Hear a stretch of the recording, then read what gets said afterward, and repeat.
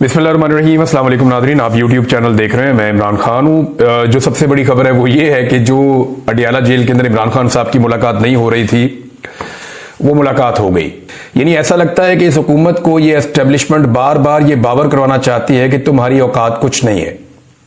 हुकूमती मुज़ाकराती कमेटी ने जब हाथ खड़े कर दिए और उन्होंने कहा जी हम वाकई मुलाकात नहीं करवा सकते, यानी मुझे तो ऐसा लगता है कि जैसे हुकूमती मुज़ाकराती कमेटी ने जब ये दावा किया था अपोजिशन की मुज़ाकराती कमेटी से बातचीत करते हुए 2 तारीख को कि आपकी हम इमरान खान साहब से मुलाकात करवा देंगे, तो शायद एस्टेब्लिशमेंट ने उसको माइंड किया और फिर इतना रगड़ा दिया इस मुलाकात के लिए अपोजिशन को और हुकूमत को कि दोनों को पता चल गया कि हुकूमत के पल्ले कख नहीं है। यानी ये बात अब अपोजिशन को भी पता चल गई है कि ये हुकूमत कुछ नहीं बेचती, इनके पल्ले कख नहीं है, ना ये मुज़ाकरात के नतीजे में कोई एक छोटी सी चीज मनवा सकते हैं, ना इनकी कोई सियासी हैसियत है, ना इक्तदार में इनका कोई हिस्सा है, तो इनकी औकात कोई नहीं है। ये बात अपोजिशन को पता चल गई है। दूसरा, इस अमल से यह भी हुकूमत को बता दिया गया कि जनाब आप टके टोकरी हैं, आपकी कोई औकात नहीं है। चाहे मरियम नवाज कहे कि मैं जेल के अंदर हीटर भी बंद कर सकती हूं और खाना भी बंद कर सकती हूं, लेकिन औकात इन लोगों की कुछ नहीं है।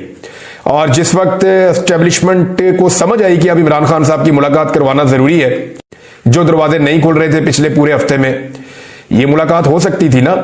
यानी पूरा हफ्ता ये कोशिश की गई कि किसी तरह इमरान खान साहब के मौक़िफ़ को बदला जाए, और अब उनके ऊपर जो है वो अलकादर यूनिवर्सिटी वाले केस की तलवार लटका कर, यानी सबने धमकियां लगाई कि 10 साल सजा हो जाएगी, कोई कहता है जी 14 साल सजा हो जाएगी। तो जो लोग इमरान खान साहब को मिले उन्होंने कहा इमरान खान ने इसकी परवाह ही नहीं की, इसके ऊपर बात ही नहीं की, और जब इसकी बात हुई उन्होंने कहा ठीक है, जैसे बाकी सजाएं दी हैं ये भी सजाएं दे लें, कोई फर्क नहीं पड़ता इससे। यानी जिस चीज को इमरान खान साहब के लिए बतौर खौफ इस्तेमाल किया जाता है, इमरान खान साहब उसकी तरफ तवज्जो ही नहीं करते, उसको इग्नोर करते हैं कि ऐसी कोई चीज ही नहीं है और इसकी फिक्र ना करो, तुम अपनी बात करो जो बात करने के लिए आए हो। तो हुआ ये जनाब कि रात को 2 बजे के करीब पाकिस्तान तहरीक इंसाफ के लोगों से रब्ता किया गया और उन्हें इन्फॉर्म किया गया कि जनाब इमरान खान साहब से आपकी मुलाकात है, तो कल आपने बराए मेहरबानी आ जाइए, आपकी मुलाकात है इमरान खान साहब से। कि जनाब हमने पूरा जोर लगाकर देख लिया, हम इमरान खान की 10 मिनट की मुलाकात नहीं करवा सके, और जिस वक्त हमारी बस हो गई तो ये मुलाकात जो है वो अब करवा दी गई है। तो इसमें हुकूमत बेचारी की बेबसी भी आपके सामने आ गई। अब मेरी कुछ सोर्सेज से बात हुई है, मुझे अंदर से कुछ खबरें हैं, कुछ मैं आपके साथ अभी शेयर करूंगा और कुछ बाद में। एक तो पाकिस्तान तहरीक इंसाफ के एक रुकन के खिलाफ शोकाज नोटिस आने वाला है और इमरान खान साहब ने जेल में बैठ के ये ऑर्डर दे दिया कि शोकाज नोटिस जारी करो, और बड़ा सख्त ऑर्डर दिया इमरान खान साहब ने, और वहां कोई बंदा भी डिफेंड करने वाला नहीं था। अब ये क्योंकि एक आधा दिन बीच में है, तो इसमें अभी कुछ और लोग पाकिस्तान तहरीक इंसाफ के जाकर इमरान खान साहब को मिलेंगे मंडे को। तो अगर इमरान खान साहब ने अपना फैसला ना बदला तो शोकाज नोटिस तो आएगा। तो उसके बाद मैं आपको सारी तफसीलात बताऊंगा। मुझे कुछ चीजें और भी पता चली है कि इस शोकाज नोटिस में जब बहस हुई तो क्या चीजें डिस्कस हुई और किसने क्या कहा और किसने क्या जवाब दिया, और इमरान खान साहब का इसके ऊपर फिर क्या कहना था और उनका मौक़िफ़ क्या है इस सारे मामले को, शोकाज नोटिस को लेकर। बहरहाल ये तो एक चीज है उनकी पार्टी की इंटरनल। अब इमरान खान साहब ने जो है वो ये कहा कि ये जो तीसरी मीटिंग होने जा रही है हुकूमत के साथ, इस मीटिंग में हुकूमत को तहरीरी तौर पे आप दे दें और जुडिशल कमीशन की डिमांड के ऊपर, यानी ये वो वाहिद चीज है जिसपे इमरान खान साहब आकर डट गए जी हमें नहीं निकालते, जेलों से ना निकालें, और जेलों के अंदर अगर कारकुनों को और टाइम गुजारना भी पड़ता है तो कोई नहीं, हम फेस कर लेंगे। लेकिन जो कत्लेआम हुआ पाकिस्तान तहरीक इंसाफ के लोगों का, चाहे वो 9 मई को हुआ हो, चाहे वो 26 नवंबर को हुआ हो। 9 मई के बाद तो मैं गायब हो गया था नाज़रीन, मुझे तो पता ही नहीं था कि बाहर क्या हुआ, किस तरह हुआ। मुझे तो 142 दिन एजेंसियों ने अपनी तहवील में रखा, तो इस बीच में मुझे आइडिया नहीं था कौन पकड़ा गया, कौन छूट गया, किस तरीके से मामला चले। तो ये तफसीलात जब मैंने देखी और जब मैंने डाटा देखा और उन लोगों तक एक्सेस की कि जो लोग उस दिन कत्ल हो गए थे, जिन लोगों को उस दिन शहीद किया गया था पाकिस्तान तहरीक इंसाफ के, वो भी अच्छा खासा नंबर था। और अब 26 नवंबर को जो कत्लेआम हुआ उसका तो मैं खुद विटनेस हूं, मैंने सारी चीजें खुद रिपोर्ट की हैं, देखी हैं, सारा मीडिया देखा है, सोशल मीडिया देखा है, लोगों से राब्ते किए हैं, लोगों से मुलाकातें भी मेरी हुई हैं। तो ये तो बड़ा क्लियर है। अब इमरान खान साहब इन दोनों के ऊपर जो जुडिशियल कमीशन है इस मामले से तो बिल्कुल पीछे हटने वाले नहीं है। उन्होंने कहा ठीक है जी मुज़ाकरात आगे बढ़ते रहेंगे। ये तकरीबन कोई 35 से 40 मिनट की मुलाकात हुई है जिसमें सारे लोग बैठे हुए थे।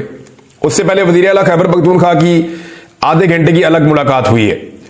तो इमरान खान साहब ने जो 2-4 इंस्ट्रक्शन दिए, एक तो उन्होंने कहा जी कि इसके ऊपर उन्हें कहें जी कि अब आप तैयारी कर लें कि आपने जुडिशियल कमीशन बनाना है, और फाइनली उनको बता दें कि तीसरी मुलाकात के बाद उन्होंने जुडिशियल कमीशन यहां बनाना है, और अगर वो ये नहीं बनाते या वो इस तरफ नहीं आते तो फिर मुज़ाकरात फारिग हैं, ये इमरान खान साहब ने क्लियरली कह दिया है।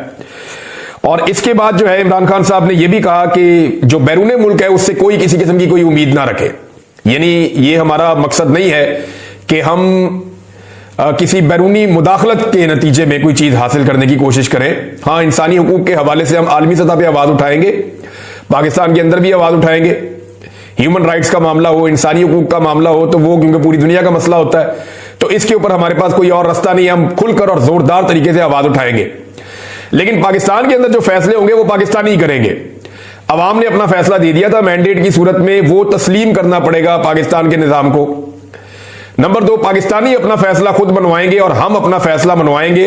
और इस हवाले से इमरान खान साहब ने पार्टी को अहकामात दिए हैं कि बड़े मोहतात बयानात दिए जाएं और किसी से कोई मदद की उम्मीद भी ना रखे और किसी पर भरोसा भी ना करें, अपने बाजुओं पर, अपनी पार्टी पे और पाकिस्तानियों पे भरोसा करें। ये इमरान खान साहब ने बड़ा कैटेगोरिकली अपने लोगों को वहां पे कहा, और इस हवाले से वहां पे उन्हें मशवरा दिया गया इमरान खान साहब को, एक शख्स की जानिब से जो मुज़ाकराती कमेटी का मेंबर है, उन्होंने कहा जी क्यों ना हम इसमें जो है वो इन मामलात के ऊपर स्पेसिफाई कर दें कि ये बंदे बात करेंगे और सब इसके ऊपर बात नहीं करेंगे। तो इस पे भी राय जो है इसको इमरान खान साहब ने सराहा, और बाकी लोगों ने कहा ठीक है हम इसके ऊपर ये देख लेते हैं कि खास तौर पे जो खारजी मामलात हैं, जो बैरूनी दुनिया से कोई प्रेशर आ रहा है, उसमें हमने क्या स्ट्रेटेजी बनानी है। और वही बात मैं करता हूं कि इमरान खान जेल से बाहर आना चाहते हैं, कौन है जो जेल में रहना चाहता है, लेकिन इमरान खान अपने तरीके से आना चाहते हैं। एस्टेब्लिशमेंट भी चाहती है, बाकी लोग भी चाहते हैं कि इमरान खान जेल से बाहर निकले ताकि पाकिस्तान में इस्तेहकाम आए। लेकिन मामला यह है कि अगर इमरान खान साहब बाहर निकलते हैं एस्टेब्लिशमेंट के तरीके से, तो तभी वो राजी है इस मामले पे। वो चाह रहे हैं जैसे बाकी सारे सर नीचे करके बाहर आ जाते हैं वैसे ही बाहर आ जाए, सर झुका के बाहर आ जाए। लेकिन इमरान खान कहते हैं जी बड़ा वाला फाटक खोलो, मैंने सर नीचे नहीं करना, मैं जेल के अंदर जिस इज्जत के साथ गया हूं मैं उसी इज्जत के साथ बाहर आऊंगा। और इमरान खान साहब का कद वैसे भी बहुत बढ़ गया जेल के अंदर रहने की वजह से, तो अब तो उस छोटे दरवाजे से वो गुजर भी नहीं सकते जो एस्टेब्लिशमेंट ने और हुकूमत ने मिलकर बनाया है।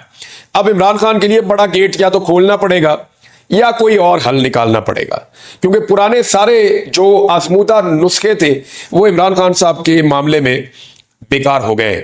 इमरान खान साहब का ट्वीट आता है कल रात को 11 बजे, जो मैंने आपको सुबह वाले वीलॉग में पढ़ के सुनाया। रात को 11 बजे इमरान खान साहब का ट्वीट आता है, और 11 बजे उनका ट्वीट आने के ठीक चंद मिनट के बाद आज सुबह जो समाअत होनी थी अडियाला जेल में तोशाखाना 2 केस की, वो मुलतवी कर दी जाती है। वजह क्या है कि भाई इमरान खान साहब का तो बड़ा सख्त मौकिफ है, हमें तो लगता था माफी मांग लेगा, वो तो हमारे ऊपर चढ़ गया, 9 मरतबा उसने आर्मी चीफ का नाम ले लिया, पाकिस्तान बहुत सारा पैसा भी वो भिजवाते हैं आजाद कश्मीर के शहरी।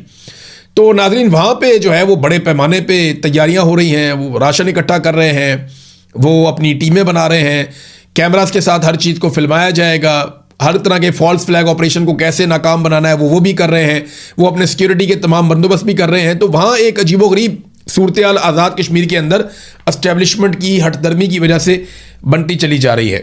नाज़रीन एक चीज़ मैं ना जाते जाते ये कहना चाहता हूं कि नफरत का नतीजा चाहे देर से निकले चाहे जल्दी निकले, वो अच्छा नहीं निकलता। ताकत से दबाकर हमेशा लोगों को कंट्रोल नहीं किया जा सकता। होश के नाखून लीजिए, जिद छोड़िए और पाकिस्तान को आगे बढ़ने दीजिए, ये हर पाकिस्तानी का मुतालबा होना चाहिए। दूसरा नाजरीन, गिलगित बल्तिस्तान में इलेक्शन तो चल रहा है, अब इलेक्शन जैसा चल रहा है वो आप ही जानते हैं। अगर तो इलेक्शन फेयर एंड फ्री हुआ तो पाकिस्तान तहरीक इंसाफ वहां पे अक्सरियत ले जाएगी। जितने भी सहाफ़ी वहां पे गए, जितने लोग गए, वो ऑफ द रिकॉर्ड सारे यही बताते हैं कि हम पे बहुत दबाव है, लेकिन इसके बावजूद हम आपको ये बता दें कि पाकिस्तान पीपल्स पार्टी और PMLN ऐसा नहीं है कि वो बिल्कुल ही गायब हैं, उन्हें वोट पड़ेंगे, लेकिन ज़्यादा वोट पाकिस्तान तहरीक इंसाफ का है। और तहरीक इंसाफ को थोड़ा सा भी लेवल प्लेइंग फील्ड मिल जाता है तो तहरीक इंसाफ यहाँ पे हुकूमत बनाने की पोजीशन में भी आ सकती है। अब आसिफा जरदारी को आजकल मैं कुछ वीडियोस देख रहा था और हमारे कुछ सहाफ़ी भी उन वीडियोस को पोस्ट कर रहे हैं, बड़े जज्बाती बयानात लिख रहे हैं कि बेनज़ीर भुट्टो की शबीह नज़र आती है आसिफा जरदारी में। तो ये बेनज़ीर भुट्टो की तौहीन है। देखिए ज़मीन आसमान का फ़र्क है। शहीद बेनज़ीर भुट्टो की एक बड़ी शानदार सियासी स्ट्रगल थी। उन्होंने एक तबाहशुदा पार्टी को दोबारा खड़ा किया था अपनी जहानत से और अपनी मेहनत से, और जबकि आसिफा को एक बनी बनाई पार्टी मिली है। इनके सर के ऊपर वालिद का हाथ भी है, भाई भी इनका है, पूरी पार्टी बनी बनाई मिली है। बेनज़ीर इंसाफ के लिए लड़ी थी, जबकि आसिफा ना इंसाफी के निज़ाम की पैदावार है, और ये एक सच्चाई है, इससे कोई भाग नहीं सकता। बेनज़ीर ने मैदान में मुकाबला किया था, निहत्ते होकर मुकाबला किया था और आवाम के बलबूते के ऊपर आई थी, जबकि आसिफा जरदारी ने कौमी असम्बली में आने के लिए तमाम उम्मीदवारों को मुश्किल में डाला।